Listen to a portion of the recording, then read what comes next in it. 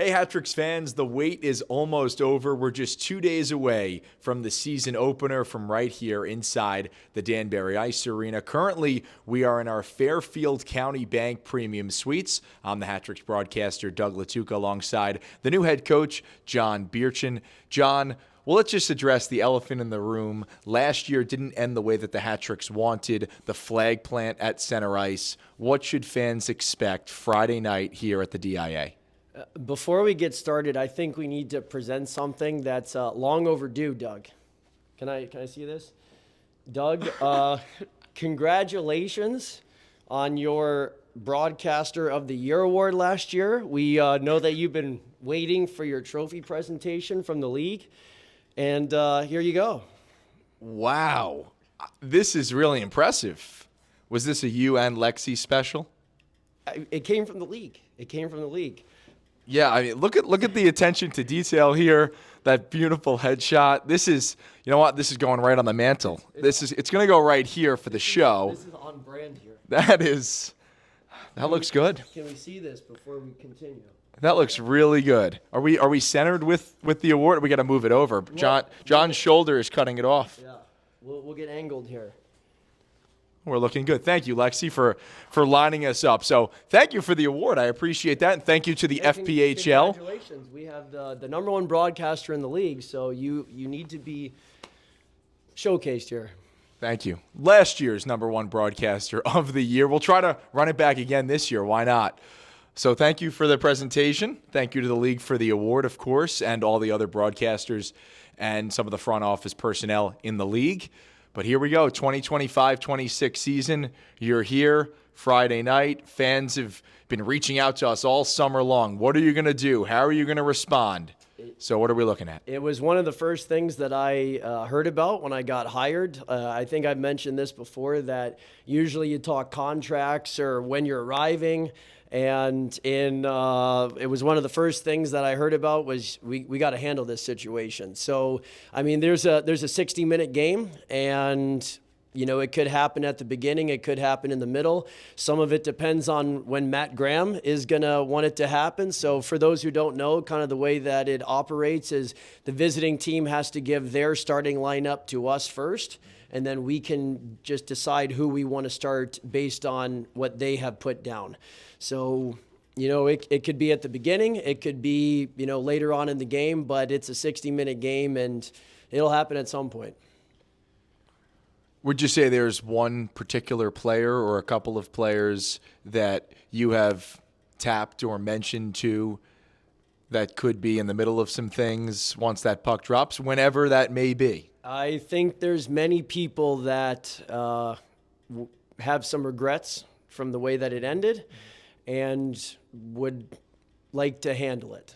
So I don't know if that's a good thing or a bad thing, but I think there's a few people motivated to handle their business this weekend.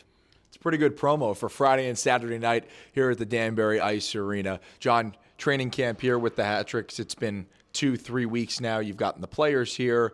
You've gone through some drills, figuring out the roster, the personnel. What have been some overall takeaways? How have you fit in here in Danbury? I mean, it's been parts of training camp have been slow because we've had to do a lot of teaching, but I think the guys are doing a good job of really trying to just soak it up and learn. And I'm really interested to see how it is on Friday and Saturday. I mean, we have a lot of new staff members as well, so that always makes it challenging. And we've spent a lot of hours as, you know, staff and players together just trying to get on the same page. So I'm very interested to see how it turns out. But I feel like we're as prepared as we're going to be, so we're all excited for Friday. Typically, a new coaching staff can lean on some of the leaders in the locker room, a guy like Johnny Ruiz, who has been here since the inaugural season with the Hat-Tricks, and then a guy like Josh LaBelle, who's now entering his third year in Danbury. What have some of those leaders, the guys with the letters on their chest, meant in terms of this transition period? Yeah, well, it's interesting because, you know, it's not too many times you have a former coach now playing back on the team, but we have that in Johnny Ruiz, and he's been phenomenal the entire time since I've been hired.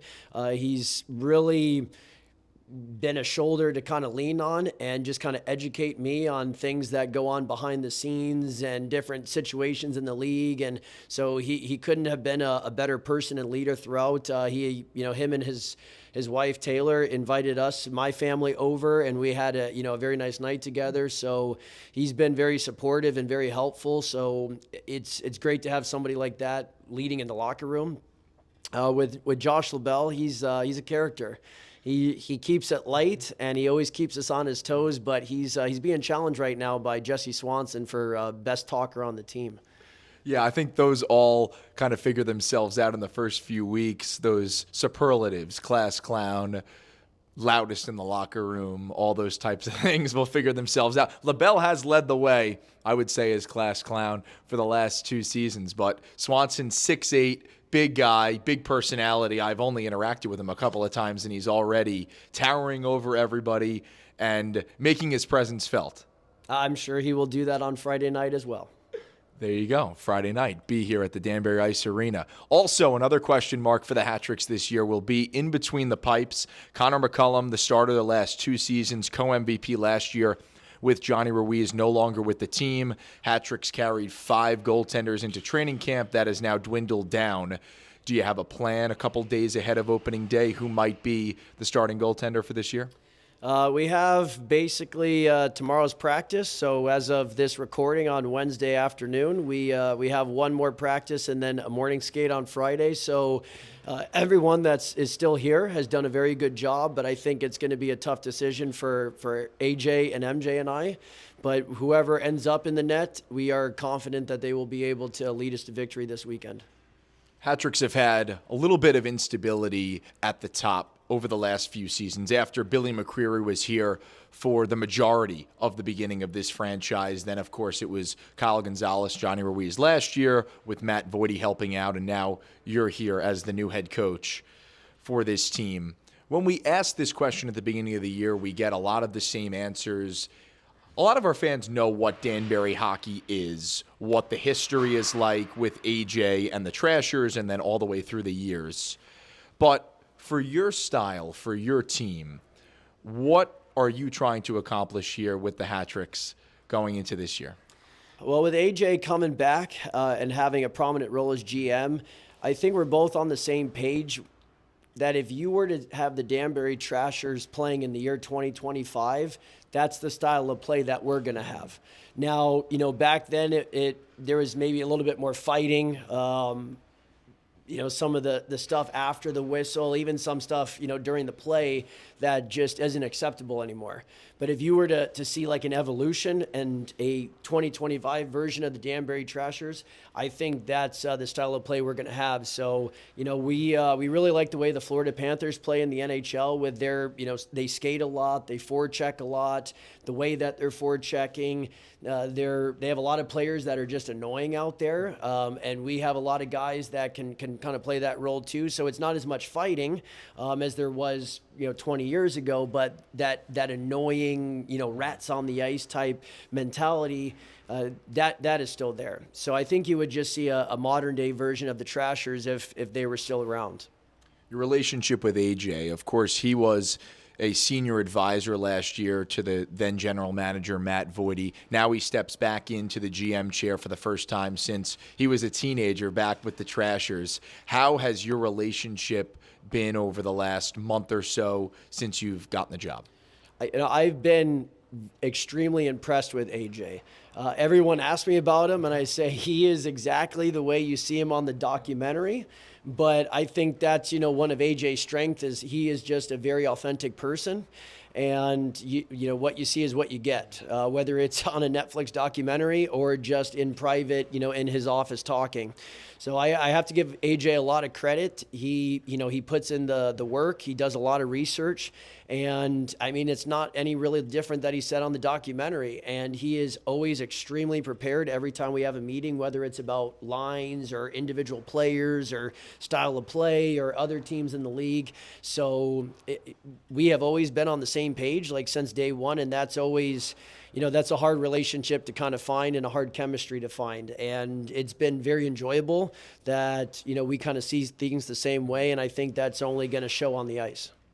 Friday night will be your first game behind the bench for the Danbury Hat-Tricks. I'm sure you've seen the videos. I'm sure you've heard from fans, companies that you visited over the last couple of weeks, anybody really that you've run into here at the Danbury Ice Arena about this atmosphere. What are you looking forward to most about the opener? Just experiencing it. I've heard it's very unique and special, which is not words that you hear very often when you talk about, an environment inside a stadium. You'll always hear like, oh, they're passionate and they're loud and this, but unique is not a word that you hear very often. And that's a word, unique and special, that I hear almost every time. So I'm just looking forward to experiencing it.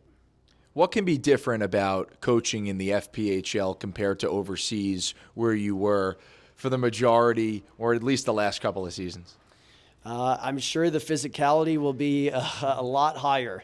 So the ice is smaller, so that will, increase the speed a little bit because there's less areas on the ice to hide.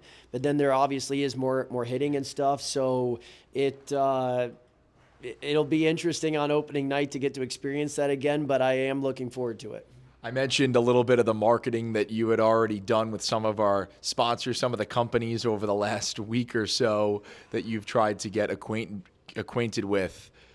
You've done a great job so far building some proposals, putting together some ideas in the office before the puck is even dropped. So I'm just going to let you give your best marketing pitch for Friday and Saturday night at the DIA opening night. I'll give you the microphone and let you go. Well, I'll start off by saying that if you are in need of any interesting marketing ideas, we have come up with some very good ones. We like to be engaging and interactive. So if you are looking to get customers into your business, whether it's to purchase things or look at things, we are the crew to do it. We are very engaging and entertaining, so if you need any help with that, please come and see us. But Friday night's going to be great. There will be a lot of fireworks at some point, and there's going to be a lot of energy because it is opening night for many of us. It's been months since it ended. I lost in the first round in Austria. These guys lost in the first round here, so I know we're all excited to get back going. So we look forward to seeing everyone Friday night, 7:30? Here at the Danbury Ice Arena, and let's go. Rabbits, baby. Rabbits, baby. There we go. We're still teaching him. He's still getting it. Rabbits, baby, as you all know. Summer's finally over. Hockey is back this Friday night, 7:30 puck drop against the Port Huron Prowlers.